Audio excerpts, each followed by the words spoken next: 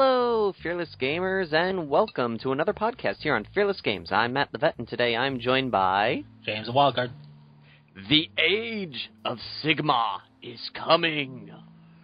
Right.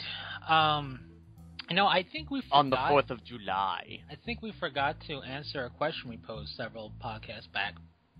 Which was? The transfer sheet. Custom transfer sheets and transfer sheet. Oh, right.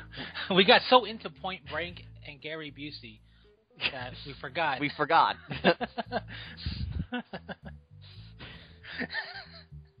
Because, well, Gary Busey. It's true. I mean, have you ever seen I'm with Busey? It makes no sense. I don't know how they got a season of that show done, but it's fantastic. They did. They did. Oh.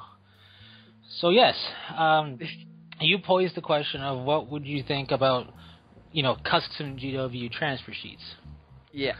And I gave it thought and then forgot because of Gary Busey and gave it more thought after that. and I don't know about custom where we get to choose our own adventure type of sheet, because that could just get crazy.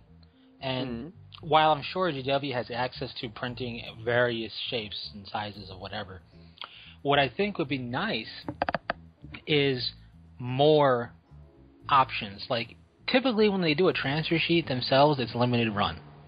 Yep. Which is unfortunate. I mean, Forge will kind of pick up the slack here and there, though they dropped the Carcharodons one for whatever reason. But they still have... Which is weird. It is a bit weird, considering they made the Carcharodons. Because it used to be Space Sharks, and they made them into Carcharodons. You think they keep it, but... I don't know. Maybe GW was like, no, we don't like that you have a cool chapter. Well, I mean, they also have the Minotaurs and the Red Scorpions, but one thing I have to say is the transfer sheets from GW are very unique, because if you ever use them, you notice, let's say, the Dark Angel symbol, the Ultramarine symbol, or whatever it is, the Eldar symbol, it's form-fitted to the symbol. There's a little bit of clear around it. Mm-hmm. And every other transfer sheet... Which is hard to find. Yeah, pretty much every other transfer sheet, you got to cut as close to the symbol as possible because it's one gigantic transfer. If you wanted to, and I don't suggest this, you could take Forge World's transfer sheets or somebody else's, dunk the whole thing in water, and slide the whole thing off in one go onto a wall. It wouldn't make any sense, but you could do that because it's just one big transfer sheet you got to cut.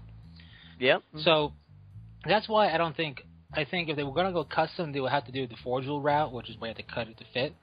But for the most part, them and Forge World, I think, could benefit a lot from giving us either generic sheets, like maybe you can call it Successors of Ultramar or whatever, and you have Silver Skulls, you have Mortifactors, you have a few different chapters have their chapter symbol at the very least, or do a generic symbol thing, where it's like, here's, Tactical Assault and Devastator and Command, done in the traditional way, done in a weird way, and do those in several different colors. Something like that.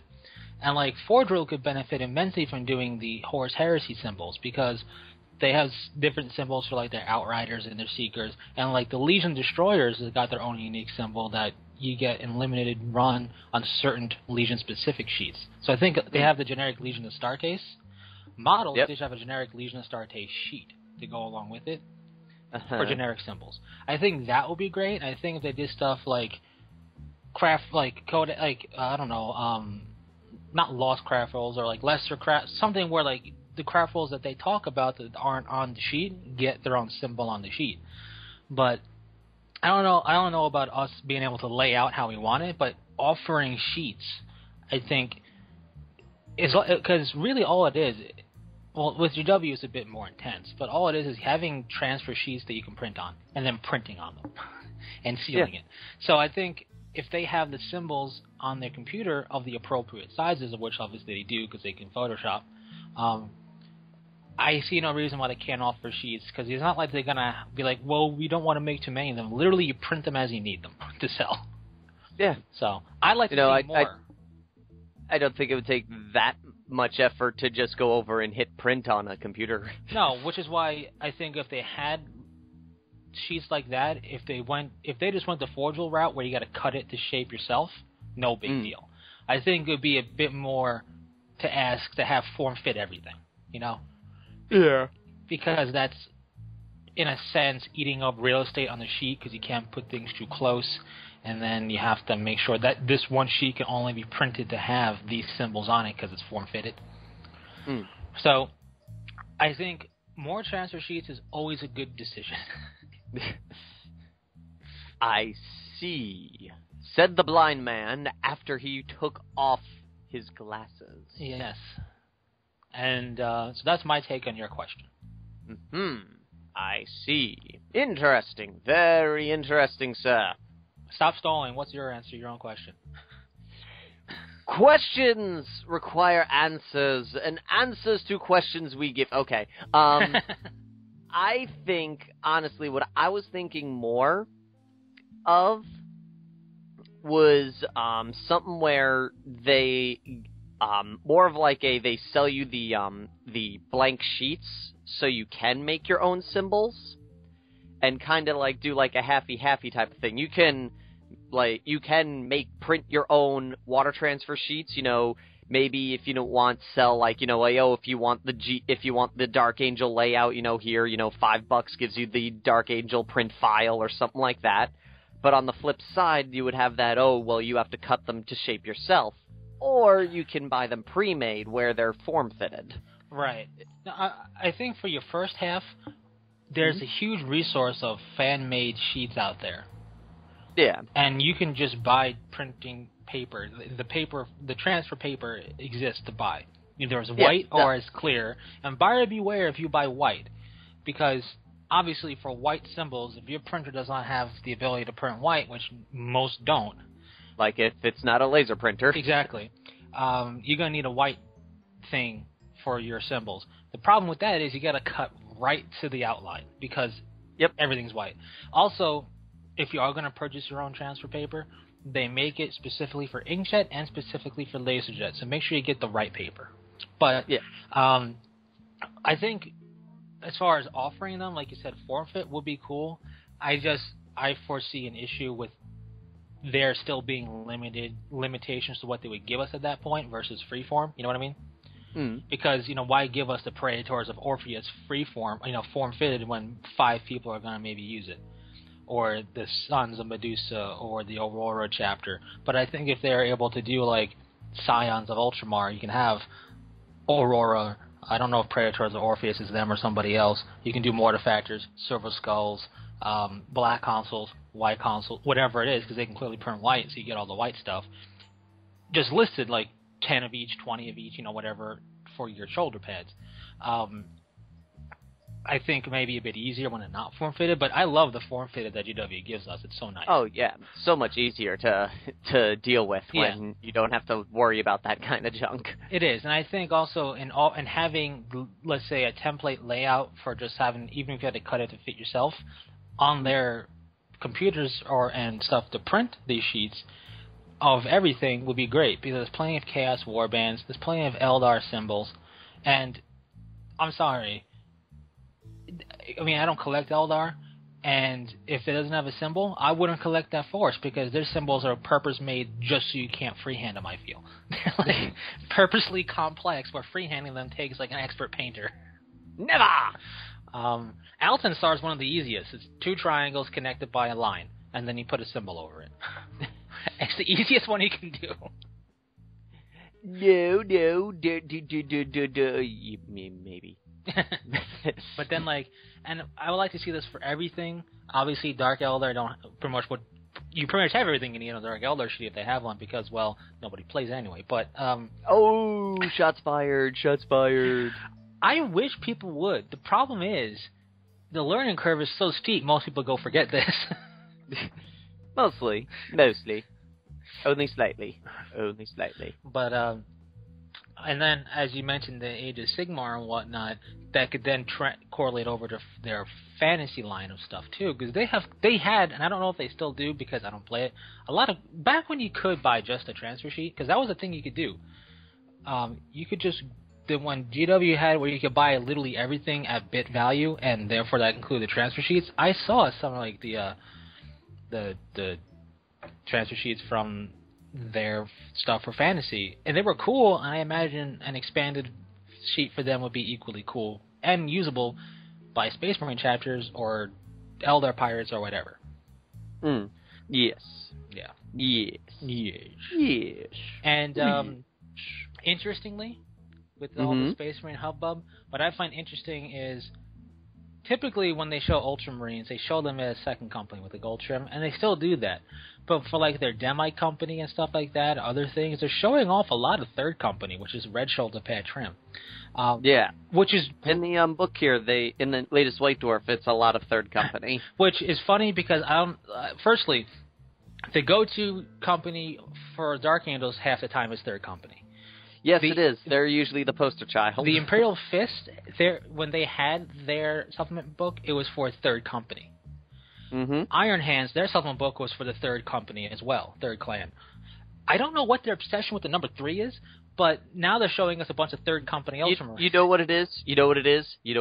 It's obvious. They're doing it in hopes that Valve will finally get through their head they need to make Half-Life 3. Half-Life 3 confirmed, but...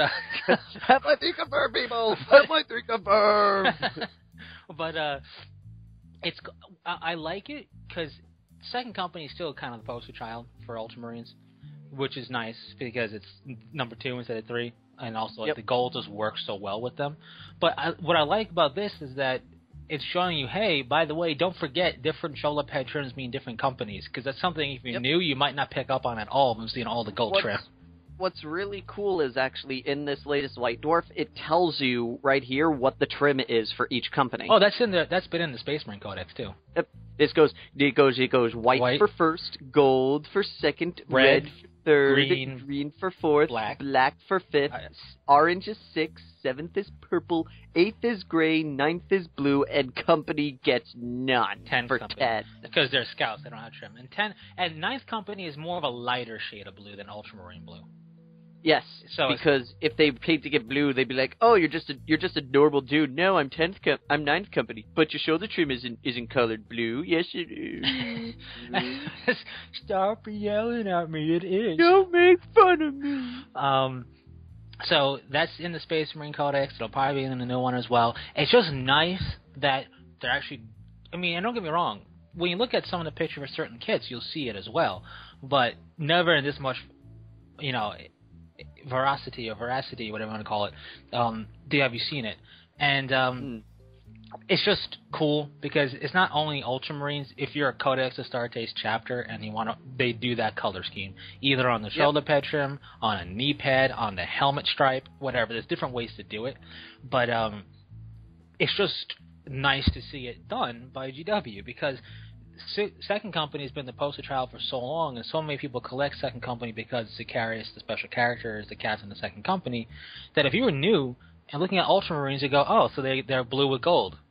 Well, yes and no. All their ornateness is done in gold, but the shoulder pad trim isn't, but you wouldn't know that without seeing First Company with white and seeing somebody play Fourth or Fifth Company. But so that's a thing. I don't know what the word is on the fantasy front. So just talk about that right quick, because are they getting circle bases? That was a big, I thought there was going to be a civil war. Okay. This is everything that I have heard about the fantasy and the Age of Sigmar. Which is great. Which is great if they're going to actually do stuff with Sigmar, because he's a cool dude. Dude, confirmed. Lost Primarch. Confirmed. That's been a rumor for a while. Yeah, I know. Okay, so here we go. The first and foremost, the simplest one I can go over is the round bases. I have heard conflicting rumors, but at Warhammer World recently, there was Forge World had a whole Lizardman army, all in round bases. So everyone's going, I guess this means round bases. And we've heard rumor that they're going to be offering a special type of formation tray that will fit either the round or the square bases. So those who have a huge army can just click them in, no problem. Those who are just getting started can throw in their new things, no problem. So everybody's happy. Another thing that I've heard is there was a post about a couple of days ago on the Berlin GW webpage for about 2 hours before it was taken down, which basically said in a nutshell, this is really ultra paraphrasing, buy whatever you want now because it's all going away when 9th edition comes out. Your models will still be usable, but they'll no longer be what they are. So that vampire lord that I have, I can still use them, but vampire count won't be a thing anymore. Right, I mean, has been for a while, the whole reset button idea for them has been up and through the thing, but quite honestly, the square bases, in terms of the whole huge formations and stuff and all that good jazz, was, cool. It made sense. It's easier to to put them together and walk, and put them in moving trays. But when you think about it, there's not much support for square base. Yeah. Everything's on some type of circular base, be with a crazy lip like Warmer Hordes or not. And I'm not saying go with that. Like BattleTech is still octagon base or hexagon base. It's still hexagon. It's still a hexagon Unite. base. It's like a Decepticon name. Well, yeah, the hexagon. The hexagons. So it's still that type of base, and square base is nice for that. It's like it's very much they're on a square base. It must be this since it's not really small flames of war. So it's normal size models. It must be fantasy. But at the same notion, it would make it easier as a company to have one set of bases. But so I don't really care either way because I don't play. I think you do care. I think a reset button is very interesting, and I'm very much for it to see how that would lead into a whole new age of fantasy. And it's, to be fair, it's gonna suck for some factions for a bit. Oh yes, it's. I sat there going, when I found out that this supposedly reboot's going to be happening, I'm like, well, then I'm glad I only have like the 2 models for fantasy that I bought. Yeah. But at the same time, I've seen people do count as all the time. So, and how many really new races can they really think up? I'm sure there's going to still be, like a goblin army, so your green skins will still be usable. I think for the most part, most of them, it's probably going to be like the Pariah issue with the Necrons. They're gone, but there's like 3 new units that could easily be represented by the Pariah model. Also, let's not forget, this huge world resetting thing is coming right after destroying the end time, all that everything. Stuff. And let's just use Vampire Counts, Tomb Kings, and Lizardmen as the example here. Mm-hmm. Maybe there's 1 Undead Force as opposed to being 2. Yep. Both models would be usable for Tomb Kings or Vampire Counts to represent stuff in there. You would go maybe more majory stuff with the Tomb Kings, and you take more of the count, whatever type stuff. Maybe it's just one overarching undead faction. Fine. Unfortunate, but still usable.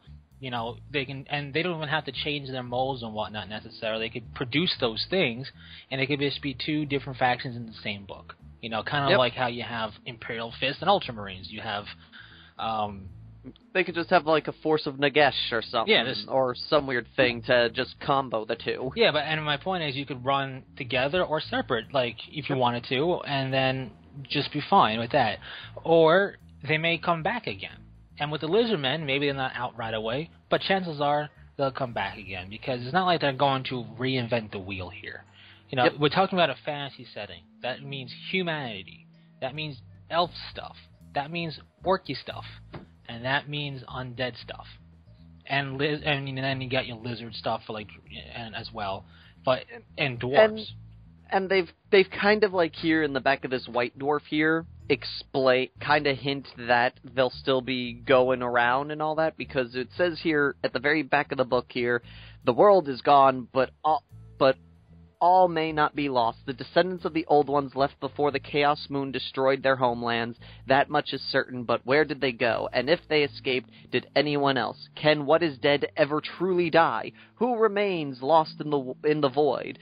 To what does he cling? And when a world dies, what happens next? All good questions. And when you think about it, really, it could just be a case of, these things pop up again. Yep. Slowly and surely, they made it's it's a nice way to refresh the entire core of the game, and it's a nice way to eventually redo a force, because now you're not really clinging to what they were and slowly modifying it. You can do an extensive modification and remodeling of ogres or lizardmen or whatever, meaning incorporate them with something else or make them be drastically different in terms of their book, and it would be fine. So, that it's just a cool thing to see happen, because how often do you see a company hit the reset button on their IP? On their an IP that's been going for over 30 years. Yeah, I mean, and to be honest, that is right there the nail on the head. How long can we go on with this? I mean, it's not that I want it to happen to 40K tomorrow, but let's look at where we came from with these IPs, people. Decades. In the beginning, it was way different than what we got now. There was Slan in space. There was Lizardmen in space in the beginning of 40K.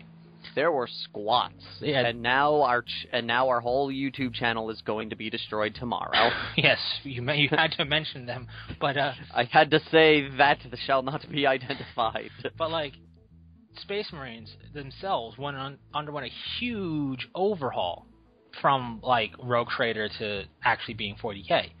Like, all the forces went under Necrons. When Necrons first came out as a thing, you would not know that was Necrons. They were Terminators. They weren't even Terminators. They were like just so different in look. There were some things you could see similar, but the idea of them was kind of core similar, but it was so off the wall. I mean, and we look at all of that, and what can you retcon through a codex and through a campaign and everything like that? What can't you retcon, right? And it gets to a point where we just gotta hit the reset button. Not meaning that, oh no, there's going to be no Imperial Guard. Let's use 40K as the example, right? It just means, here's the reset button. Now that we know what we want, because I guarantee you GW knows what they want for Warhammer Fantasy at this point. Yeah. It's not like they're going, well, I don't know what to do, let's start over. They know what they want, and they want to make sure they got to a point where the only way to get what they wanted out of the game was to reset everything. Yeah, and they know what they want, and now they're going to go and get it without people going, but that conflicts with 1987 fluff, you don't have to worry about that anymore. That actually, I'm going to have a question about that later. You just made up an interesting point. And so they don't have to worry about stuff that they kind of bury via obscurity and not outright said no to. Comes up whenever they do something. So it makes sense there. And they know what they want to do. Like, if 40K got reset tomorrow, it's not like Space Marines are going to be so drastically different. They know what they want out of them. Yep. They maybe they feel they wrote themselves into a corner with certain chapters, and depending upon what they are, they may no longer exist. Let's just pick White Templars. They're an official chapter. Maybe they won't exist on the retcon because, well, nobody played them anyway. We didn't really pursue them at all.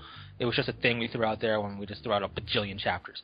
And maybe with the Dark Angels, they'll retcon it so there is no Fallen anymore. Maybe they'll be just the same exact nature and demeanor, but not have to worry about this huge Unforgiven thing.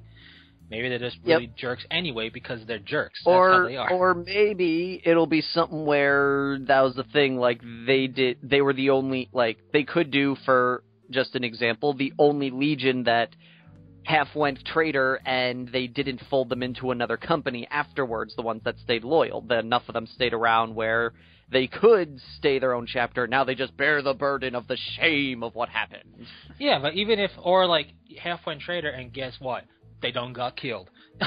Yep. It's very I'm just simple. saying, like, in general, it's just going, the Dark Angels in the reboot could be the only chapter that part went traitor, but not enough for them to be wiped off the Imperium line. They're still around. Or it's just now everyone looks at them with an evil eye.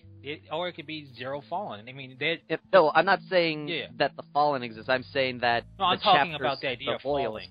Like, they could have stayed completely 100% loyal in a new reboot, because that doesn't define them.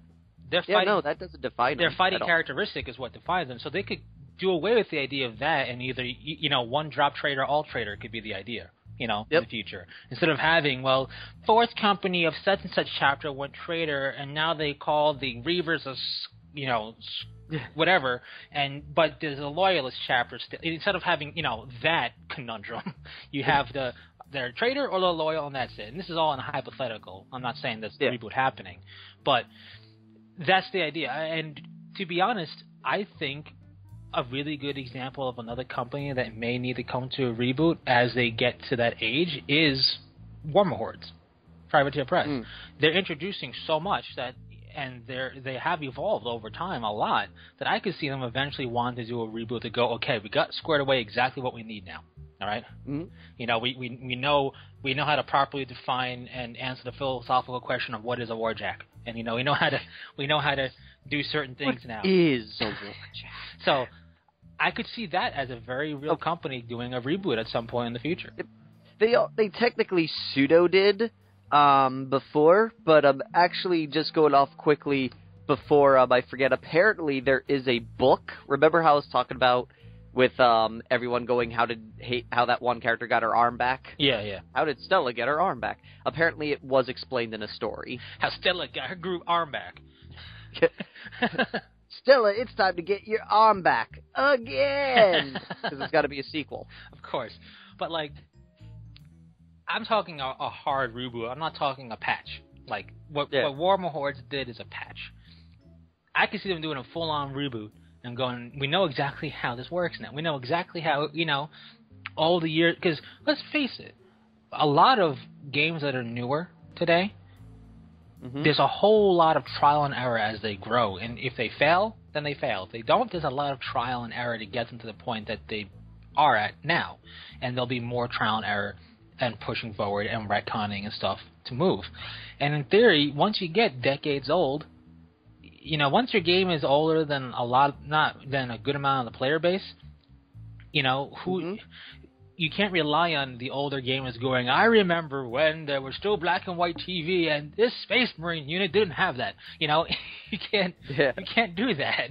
You can't rely on that. And you're not going to reprint everything. In fact, as a company, you may forget some really obscure sentence you said in 1989. So, or did you? So, reboots are almost an inevitable thing. I mean, look at D&D. Oh, D&D. It's dynamite. But look at it when it went to 4th Ed. Forget where it's going now. That was basically a huge reset button. Yep. And honestly, even though I like 3.5 and I like the 19 million books that were out there for it, that concept, it was sorely needing a reset. Yeah. I mean, so it's not just a wargaming thing. I mean, gaming in general does that. It's, it happens. So, it'll be interesting to see what comes out of that. And with that, I don't know if you know more than I in this. The one thing I have to say with Infinity, speaking about not reboots, but doing stuff and adding to, a little bit ago, there was the whole Human Sphere N3 teaser of it, and I tried looking it up on Infinity's website about it and whatnot because I'm not a big Infinity guy. And even if I was able to go to an Infinity fan forum, I would just be lost. What are you guys talking about? But I don't really understand if N3 is a whole new faction or a whole new release for a bunch of factions. No idea. Nevertheless, Fearless Gamers, there was an N3 teaser for Infinity. And if you know what that means, feel free to post in the comments because I am curious, but as somebody who has zero knowledge of it, to be honest, aside from things look cool, I'm going to be lost if I try to read up on it myself because I'm going to look at a whole bunch of words that are new to me and go, I don't know what any of this is. Yeah, so no clue. But Infinity has stuff released in April. Infinity has stuff. Get me my Squire so I can finally have a tag. Infinity is doing stuff, having stuff down the pipe. So this Infinity is a really good example of a young game.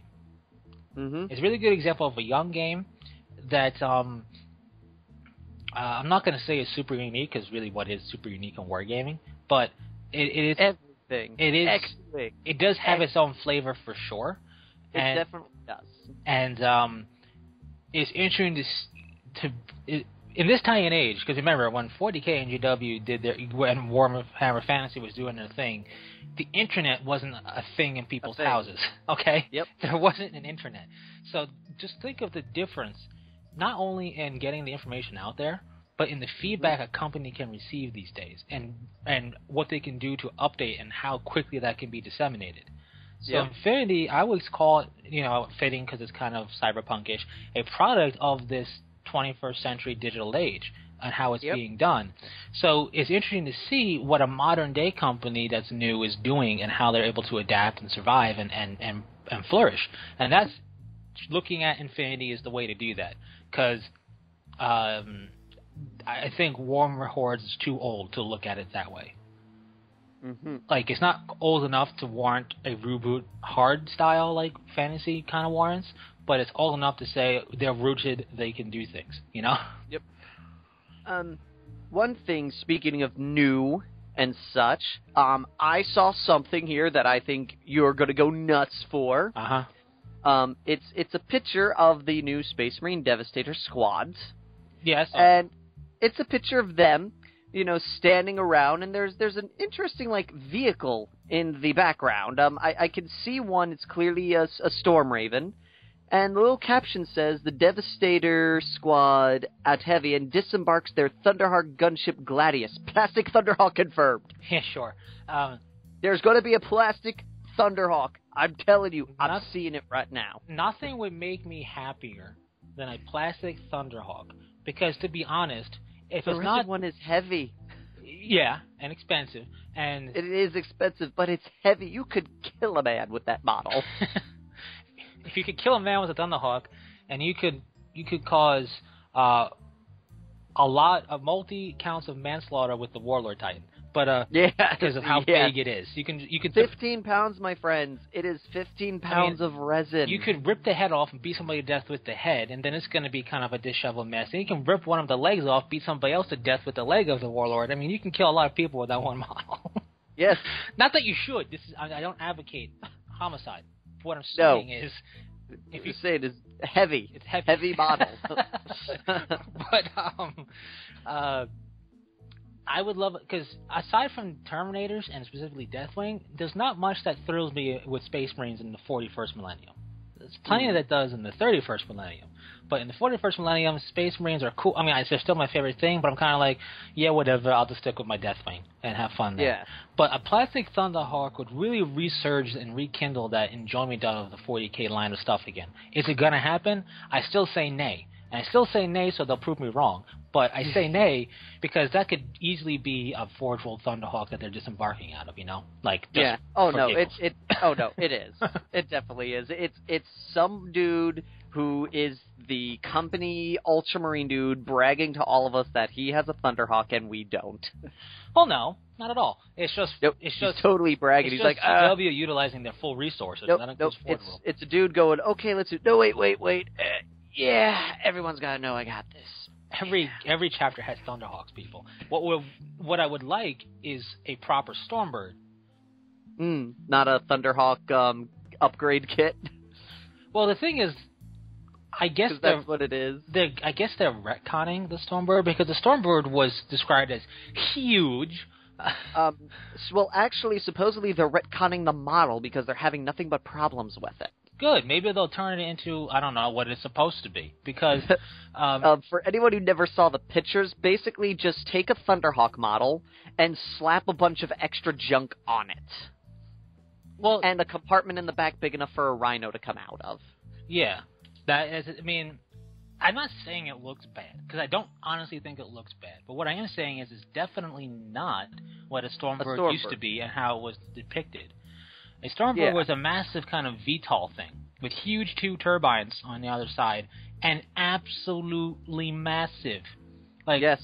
The Thunderhawks were described as, mass-produced things. Stormbirds were a labor of love and getting rarer and rarer, and Thunderhawks were these stamped steel kind of constructs, not literally, but thought that way, assembly line. Yep. And they weren't quite as big.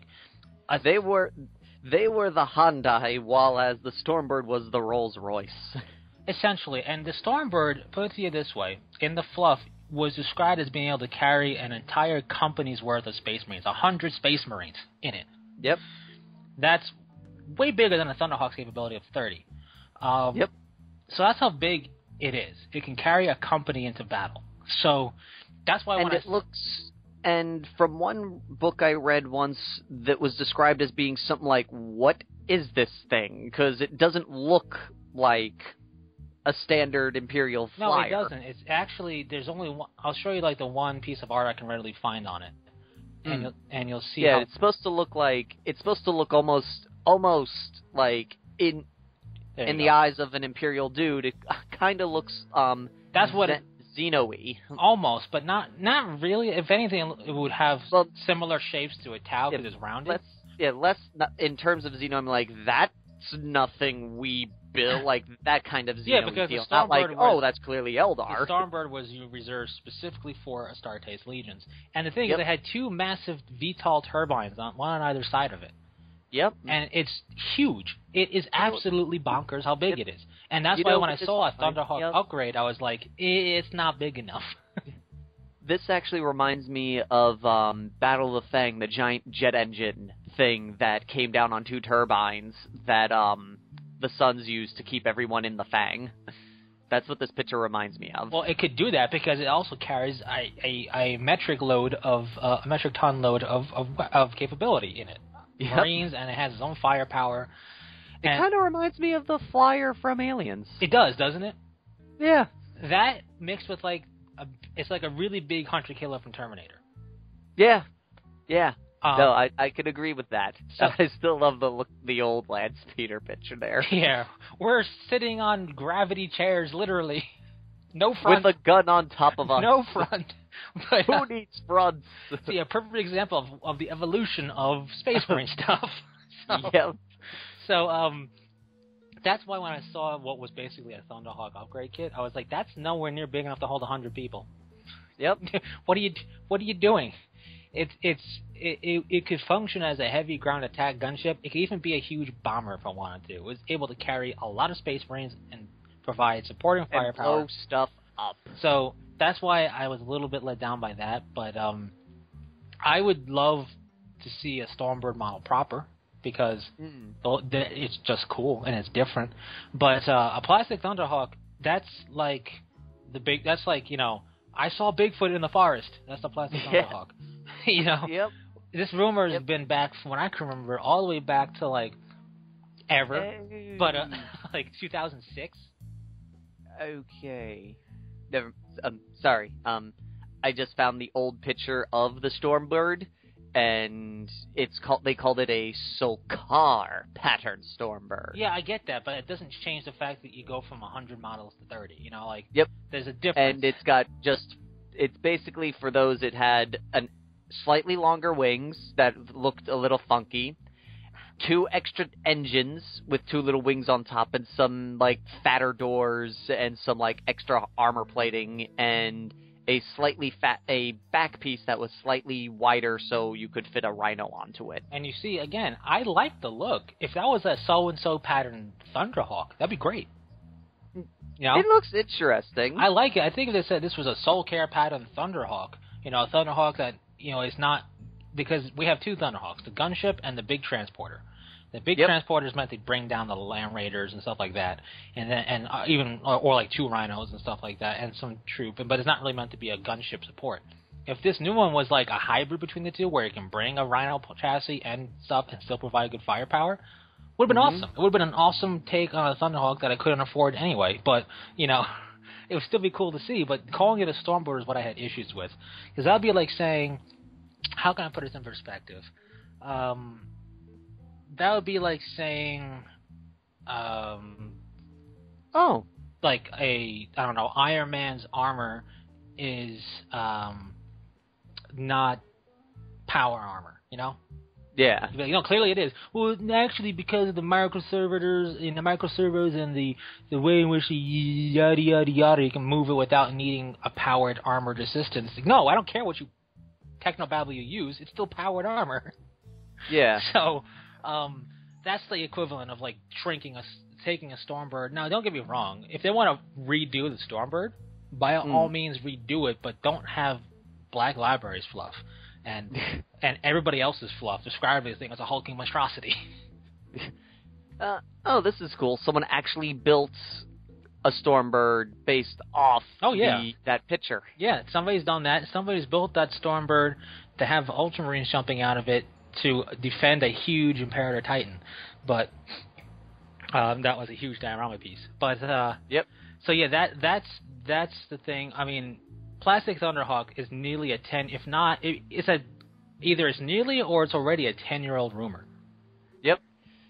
Along with Plastic Sisters. Yeah, and it's Plastic Sisters and with the special character Tech Marine.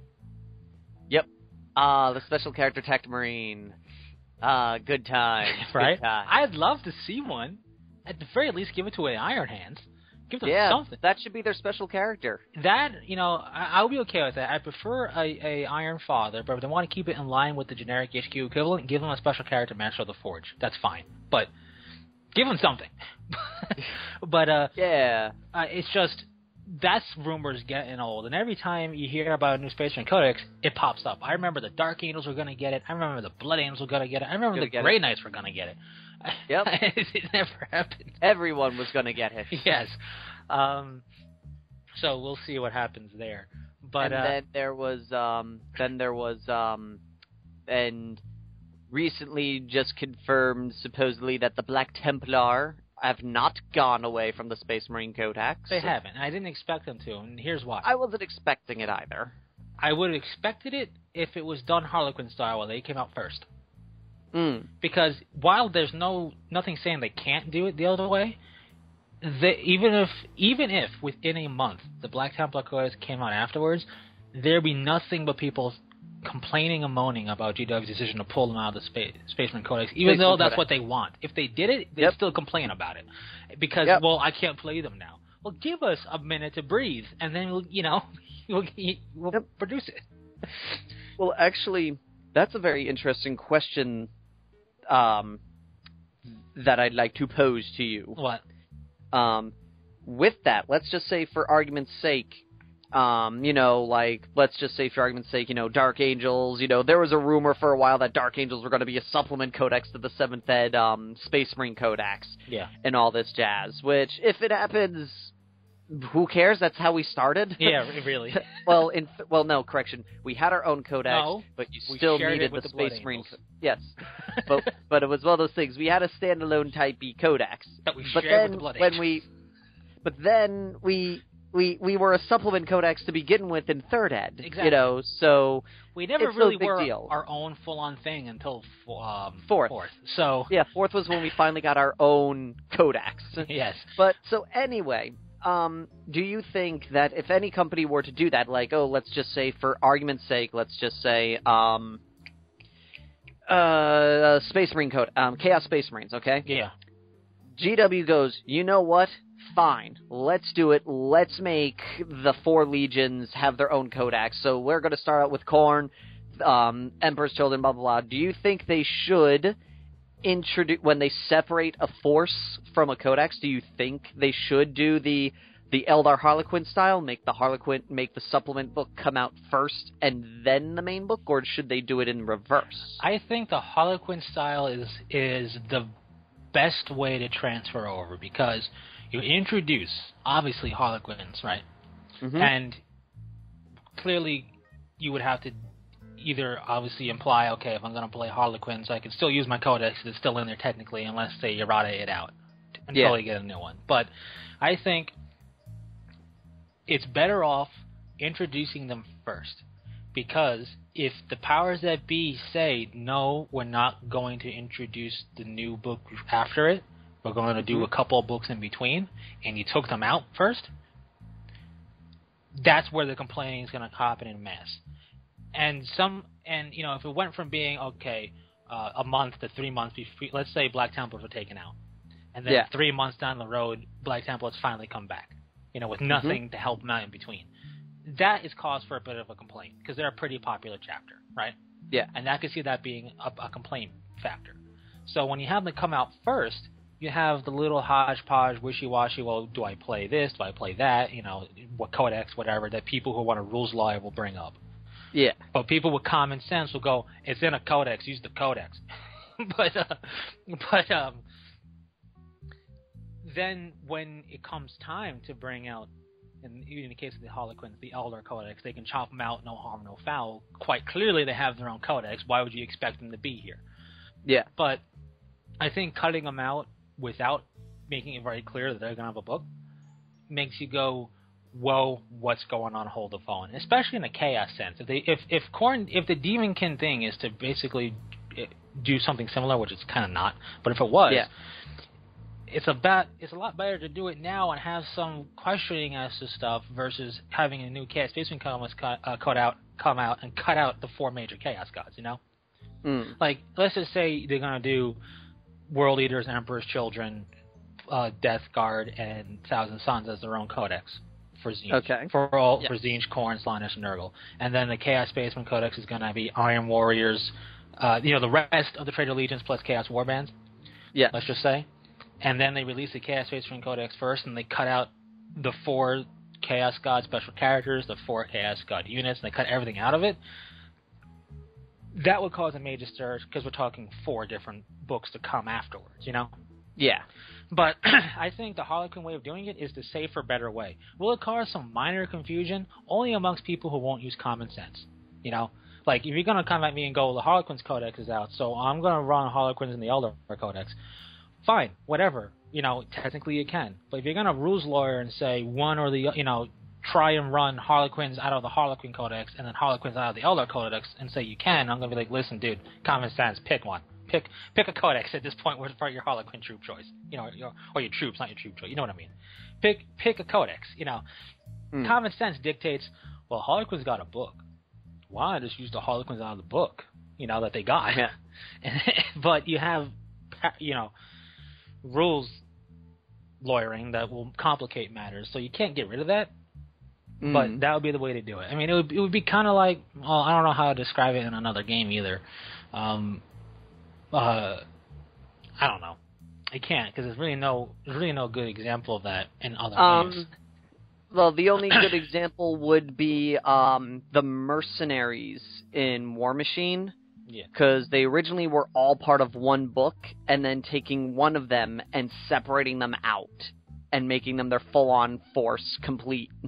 Right. If they were to do that, like with those, the guys who don't have, like, their jacks aren't jacks, but the mine people from the cool. I forget what they're called. They're basically the mercenary thing, but there's enough of them you can play them solo without having the mercenaries.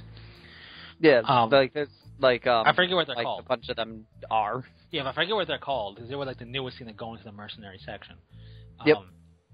If they were to be taken out and made their full-on encompassing thing, I think that should happen before, let's say, a redo of the mercenaries book. Because if you were to think about it, especially if things don't correlate in a certain way. I mean, Black Templars, I think, could be done the reverse, because what am I going to do? Play them as Imperial Fists until you get your own codex. How about that? Because they're Imperial Fist successors. How's that sound for you? Do that. But Sigismund. Yeah, Sigismund was our first captain of the Imperial Fists. But Sigismund, he left. Sigismund. Right, but you get my point. Like, they came from there, just use Imperial Fists, and then, oh look, our codex came back out. Yay! You hug it and you don't let go of it. And then you never play it again because it stinks. You're never you make them happy, you know that. But you never. Let's be honest with all of us here. You, me, the other two, Fearless, everyone. We're never happy. Oh, it's not that we're never happy. We're never happy. I think you need to see counseling. I have lucid periods of happiness. You've never been happy. Well, what is happy? No, but what is the happy? But but let's be honest with wargaming. You're never gonna please everybody, and the bigger you are as a company, the more people will just complain about you. Yep. You don't complain about. You don't hear people complaining about those barely getting by. Except maybe why can't they do more stuff? Oh wait, they're virtually failing, right? You're never gonna. You only complain about the successful. That's how it works. Yep. The successful are the ones that need to be perfect. They bear the brunt of the most criticisms for the sheer fact that they are successful, and therefore they should know better about everything, you know? Yep. But, I mean, and when you look at GW, you could say one company is better than the other, sure. But no company has the success that GW has. You can't have a line of everything. You can't have your own brushes, your own tools, your own transport, your own terrain, your own paints, your own, everything to do, your own dice, your own tape measure, your own everything to do this hobby if you want a successful company. Mm-hmm. And we see other companies slowly getting into that realm of possibility a little bit here and there. But it's not the first or the biggest, so therefore they're not the obvious targets for ridicule. But love them or hate them, I don't care. They don't pay me. But they should. Don't deny that they are a success. They didn't get to where they're at, and they're not expanding. I mean, they are opening. I saw on their White Dwarf Daily stuff, they've been opening new stores up. They're not closing them. They're opening them. In new places. They're opening brand new stores. In new places. You can't tell me that they don't know what they're doing and that what they're doing doesn't work, because a company wouldn't be able to do that. Yep. So whether you love them or you hate them, your prerogative. I think I would rather just be friends. I don't think I want to have that love commitment to any company. But I think the relationship should be kept on a professional, friendly one. But they definitely have a formula for success that works for them. I will completely agree. No company could follow that formula of success now, the way in which the digital age is. They have decades of building it up to be what it is. You can't just start off that way. No. And could you ever quite get to that level? Maybe it would be a lot harder than it was in the past. I mean, look at Reaper Minis. They make. I wouldn't say that they're the leading edge when it comes to paint, but they're definitely one of the paint leaders for sheer volume of paint. They got over 200 things of paint still. Yeah. They have a lot of paint that you can pick and choose from, and they do their paints in triads: a base, the main, and a shade, a darker color, the main color, and a highlight color. They offer a lot of their paints in that way. It's a very good system that a lot of people are a fan of. Plus, it's a dropper system, which is great until it gets plugged up, and then you got to figure out how to get something thin enough down there to unplug the hole. But until that happens, it's a pretty good system. I mean, they just do paints? I mean, they have some miniatures, don't get me wrong, but they're a big paint company. I wouldn't call them the biggest and most successful, because Vallejo has a lot, Tamiya has a lot. I mean, how do you measure certain things? You can't really say one of those is better than the other, with any real discernible proof. But you can definitely say GW is more successful than other companies from what they offer, that everything, Yeah. You don't they have. I don't see. They might exist. I think they may have used to, or they don't anymore. Did Reaper used to have paintbrushes? Reaper? Yeah, I don't know if they have paintbrushes at all. I have no idea. But that's exactly. What is it? The P3 stuff with Warmer Hordes. They may have a brush now. I don't know. They do have their own brushes. Right. But, that didn't happen overnight. That took time. Yep. It's something that we're accustomed to getting into the hobby with GW to just have it. And then we get to complain about them because, I could buy brushes for cheaper. But when other companies do it, it's kind of surprising, because there's a lot of... What we don't see in terms of wargaming is the infrastructure for a company. When you introduce anything, there's a big infrastructure for it. Even for outsourcing it. When Cote d'Orange made Citadel paint, they still had to make sure that the paint was what they wanted and everything like that, and still had to work with them to get it. So, do you think that the paint market is saturated?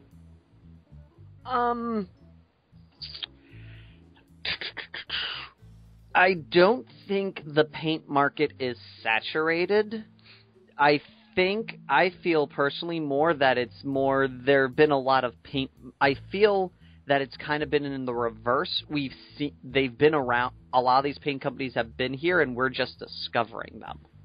Right, but I don't mean as far as new companies popping up. I just feel do you think that there's room for companies to pop up in the paint market? I still think so. Yes.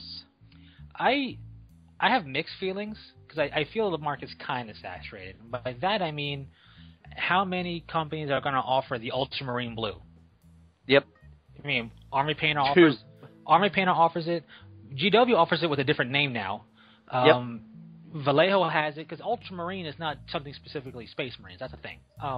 So, and the blue is associated with that, in terms of the companies naming it, and then you go, and coincidentally, it works really well for ultramarines. Wink, wink, nudge, nudge. Yep. But you have 4 or 5 different companies that blatantly name it the same, and then other companies have things close enough. But I think there's room in the market for oddball paint companies.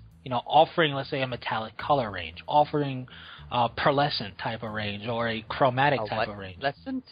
Like having it have a certain shine when it dries, without being like almost like having a white that when if they're able to make it, I don't know if they can do it for miniatures, but having a white that when either a 2-part stage or just a single part white, when dry, shimmers like a pearl.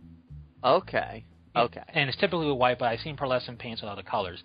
You offer that on a miniature scale, or you offer something like, if you could do color shift paints cheaper on a miniature scale, if you could do something, offer metallic colors, offer things that are offered by some companies but aren't, like, I feel certain, it's so silly to say I feel certain colors are saturated, but I feel like are you really gonna define yourself by having the 7th person to make ultramarine blue?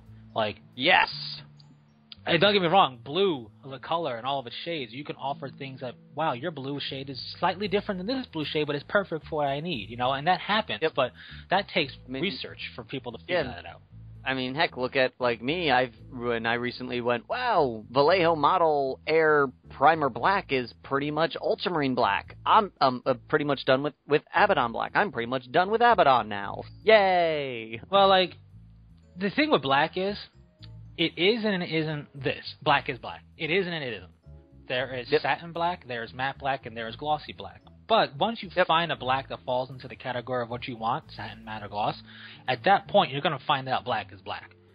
Yep. And it's different from a primer color. Like, pure primer should never be your total end color. Like, the very idea of what primer is, like, Imperial Primer should not be your main color for your army. Like, another companies make different primers that have maybe a more grayish or almost like a maroon gray color, and it's just primer for paint to stick to. That's a different story, right? That's primer. Sometimes it looks black, sometimes it looks gray. But when it's billed as a color and not a primer, once you get satin, matte, or gloss figured out, black is black. You can't quite say the same for other colors. I mean, white is white also, let's be serious. White is white, and it sucks to paint no matter what company you have. But yellows, like your golden yellow and my take on golden yellow can be 2 vastly different yellows. Mm-hmm. That's where it becomes the issue, and that's where I think paint companies really, like I said, I think it's saturated, but it isn't saturated, because there's plenty of things people are looking for when it comes to paint. People are always mixing their own shades and their own colors, and it's difficult, and it's hard to reproduce sometimes. So if you've suddenly found this weird turquoise, green, bluish color tinge that you like, that's a paint freely offered, you're going to purchase it. Yep. And if you're a company that can fit into that and make paint that way, it's going to work. And especially if you're a company that's upfront and, aside from Tamiya, because their acrylic paints are flammable, which is weird. So what you mean is I can actually have legitimate Legion of the Damned on fire. Temporarily. Maybe for a round or 2, and then that's it. But you can't move them, because it's really hard to move them. But like, for other paints, like, the thing about acrylics, I'm not a paint engineer, you can make it sound fancy as emulsified paint that's still acrylic, is that any acrylic thinner that isn't specifically formulated for Tamiya's paints, which I think, like I said, happen to be kind of flammable, is majority water. In fact, if you're using non-water... Or rubbing alcohol. Well, if you use rubbing alcohol on acrylic paints, it actually breaks down the paint. It's actually bad. Like, for acrylic paints, what it is the acrylic, the pigment, because the acrylic binds the pigment down. Yeah. And the rest is water. Maybe you gotta put some hodgepodge fancy stuff in there to make it sound different. And then that means the majority of the acrylic thinners you're buying is you're really paying for really nicely filtered and really taking care of water. And maybe some other stuff in there, maybe a scent thing, or like maybe some other stuff to make scent. It smells chemically. It must be a thinner. You know what I mean? we're going to give yourselves a delicious blueberry smell with your blue paint. Here's a funny thing. Well, I'm talking about just a thinner, which would be clear. Yeah, I know. But here's a funny thing. Gear oil that goes into the differentials of cars is thick and heavy and always smells bad. A lot of companies now are offering them with like apple scent or cherry scent to mask the, oh my god, this smells terrible scent. So I could see it happening in our thinner. But maybe. But so you have to know your paints is what I'm getting at for whatever company to know if the thinner is kind of worth picking up or not. Now, flow improver is different. You know, flow improver or flow deprover is different. Flow improvers are so good. It's different, but again, you have to be careful. You could oversaturate your paint with it, and then it won't stick properly. Yep. It's a very imprecise yet precise science with paint, but once you know the paint, like to me, it pretty much needs its thinner, or else water doesn't work that well with it. It kind of works, but not that well. But a company needs to be able to be upfront about that nowadays, and really be able to offer and promote their colors, especially if they're oddball colors. And the reason I'm harping on this is that I think a company that's able to do this, not just with the stupid paint swatch, you know, those things never work 100%. Oh, look at that cool green color. It doesn't look anything like that when you put it over a light color or a dark color. So what is this theoretical fake paint swatch representing, right? So basically. If you're a company, and I know it's difficult to do, if you can pick, especially if you're a company that happens to make some of your own models, like Reaper makes some generic models and stuff like that, or you can pick a generic curved shape, whatever. And if you're able to say, here's our, I don't know, not ultramarine blue, right? The litany of litanies litany, yellow, whatever, right? We're going to show you the color swatch, because everybody loves that. But click on it, and now here's this random shapes and curves or sample model, based white, based black. This is what it looks like when it's painted on there. Yep. I think the company that really gets down and does that is going to be the company that's going to find more people talk about it and people go to. Because I know a color looks different on a three-dimensional surface than even this paint on a sprue, and it looks a heck of a lot different depending upon what you base coat on versus the paint swatch. Yep. Oh, and I hate when you can clearly tell the paint swatch is digital. Oh, I hate that too, and that's pretty much all they are. It's like, but like I'm looking at like you look at like the new Forge World ones. I'm like, that's clearly just someone photoshopped this. This is not actual paint. This is digitally created. I mean, like I think all the Reaper ones kind of are the same deal. Especially when they get to their metallic or their shade range. So what they do, they make it look translucent if it's a wash. So they take their digital color of black and they make it translucent black, and look, it's a wash. They edited the opacity. Exactly. And all the companies do this. Everybody's guilty of this. And then if it's a metallic, they got to give it like a silvery sheen dead center of the paint color. Yeah. They got this gold. It's yellowish brown, silvery sheen, yellowish brown. Like a good example, prime example is in the most recent with the Forge World paints. I bought a bunch of them. I'll be showing them off later once I get them out. There was a thing with a thing with a thing. Of course. There's two golds on there that they have. There is Thorax Gold, which I guess is supposed to look like the Mechanicamy Gold. Right. And then there's Valdor Gold. And I look at this Valdor Gold, and I'm like, that looks gray. That looks like an off-white gray color with the digital splosh. And then I go to Thrax Gold, or Thalix Gold, sorry. And I'm like, that looks like a cartoon yellow gold. That looks more gold than the other gold. The other gold looks brown. Yeah, the thing is... And that's the problem with these digital swatches, is they don't do these colors justice. They don't. And here's the deal. Like, I'm looking at the Reaper swatches right now, and like the gold, like the metallic ones have how it works is you take what gold. It's a yellowish brownish type of metallic color when you think about it. Yeah. And what they'll do is they'll take that different gradients of the yellowish brownish to it, and then what they'll do is they'll make it really white in the center, and then they'll gradiate it so it's a fake metallic sheen to it. And the thing is, I'm convinced, I really am. For the most part, I think there's one book of swatches that every company just takes and puts their own color name on it. Like, I think the swatches I see for Reaper are the same I see for Vallejo, the same I see for Citadel. They'll take it, and either they'll digital it and make it fancier, make it a circle instead of a square or whatever, or make it a paint splatter, because that's always going to tell you the truth. And then they put their name on it. And I don't see a difference from swatch to swatch. That's one thing, actually, I just thought of. I don't know if it would actually be cool or not to do, or not to do, or to do, or something. Yeah. Here's a good example is wig shops. Okay? Yeah. Wig shops for all those, for cosplaying and all that. What a lot of them will do, or even with fabric shops, what they'll do is, they'll do something called a swash order. So let's just say I'm going to wig shop A, and they've got 30 colors.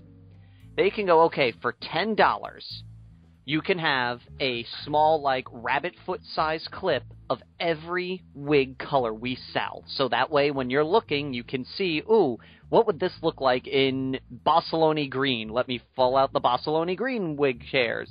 Actually, that works for what I'm going for. Right. You think they should start maybe doing that with paint companies? Go, here's a swatch where some dude, his job was to take a brush and just dip the colors onto a white piece of paper. Okay. And let it dry. So not pay for a smaller pot of it. No, just okay, here's a card that we painted the colors on with their names underneath them. I think it would be interesting, and, I think that would be ideal. I mean, it comes to a point of, all right, in the case of Reaper, 260-something paints. Yeah. It gets 216 of their core, and then they have their own high-def paints. So it's almost 260 paint. Now, I think they went, oh, you're looking for reds? Here's all our reds. Anything that the color wheel would dignify as a shade of red, we can do that way. I mean, it would be a huge expenditure of some of these companies that have a huge paint range, but I think they should either offer it to have, or what they really need to do for all of their things, even if it's just a shade or a wash or a glaze, is to do that and then take really good photos of it. Or, in the case of companies that have the luxury of having their own models or access to cheap models or those shapes, flat out show it to us, paint it on there. I mean, one thing that I will say that GW did back when they first introduced shades, and I think it was in a White Dwarf, and it might have been back when they had articles. It was an article that they don't have anymore, of course. But it was, they showed all the shades on a Howling Banshee that was painted white, and they put it, and it was just one of it. Here's red. Here's the ball red or whatever. Here's the ball red shade on it, and then another one might have been a skeleton, and it was done in yellow or whatever, and that really showed you the shade for sure. So some type of compromise between that and that master paint swatch, but give us really good pictures, because those pictures are going to show you what it looks like on a model. It's not like I'm going to get it and what? This blue looks purple now. It's not. It's because it's the same exact paint, so it's going to work. If that happens, I'm going to find that company and go, good job. Touché, sir. Touché, sir, or madame. But anything's better than these digital swatches, because to be honest, it's not that the colors don't match up at all. It's not like it's drastically wrong. They're just not quite there. It gets you in the ballpark, but sometimes the ballpark isn't good enough, because if you're looking for a particular shade of red, and the swatch shows you that, hey, this looks like exactly what I'm going for, you're going to get it, and it's going to be off. It's guaranteed, because this is just a square box that's digitally made. Made to look like that color. They put that, hashtag and a bunch of numbers there and letters to make the color, and that's what they did. And it's not going to work on your model the exact same Numbers way. are never always right. And it doesn't matter what company. It's the only other good way could be if they took the paint and put it into a clear container and took a picture of it. Yeah. Like Vallejo's liquid metal range, that was alcohol-based paints, it's going to dry like it looks in its bottle. And you can see it on the bottom of it. It looks copper. I mean, metallics tend to do this the best because it's going to look that way. Yeah. But that's as close as you can get. And still, especially for hardcore painters out there who are way better than I, the paint in its liquid form is going to have a slightly different shade to it than when it dries. Yep. It always looks lighter when wet. Yeah, and depending upon what you put it over, it can really enhance or negate that. And that's the rub right there with paints. And is the market saturated, Fearless Gamers? Let us know your thoughts on that. What I will say is this. With the advent of it being easier to advertise your stuff out there now, there are paint companies that maybe were more niche that are getting attention that maybe they weren't getting 5, 8, 10 years ago. Like Reaper, for example. I'll just say that because I've never, where I've been gaming, that I haven't seen any Reaper paint sold, and then by me here, there's Reaper paint sold, like carried. I will say this: they got to work on their labels. The labels really get light or sun worn and like bleached and look really raggedy, but the paint is good. It's just the labels look like this paint must be 50 years old, and it's only been like 2 months since it's been on the shelf. If that, it's just really weird, but it looks really old school in terms of their paint labels. And with that, we are out of time. So, thank you all for joining us today. If you haven't yet, subscribe to us. That way you get these videos when they come out, as they come out.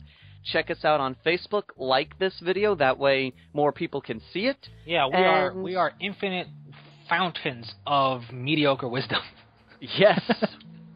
For your entertainment purposes. You may even learn something. And your rages. Your rages. Yeah. Yes, we are good at inducing the anger. Sometimes. I mean, it's really, once you learn the formula, it's really easy to get out of really... There's passionate players and there's people who just rage. And it's once you learn the formula for each, it's really easy to induce a rage. And sometimes it's funny. So, with that, thank you all for listening. And until next time, Fearless Gamers, this is Matt the Vet. James the Wildcard. Saying take care. Peace.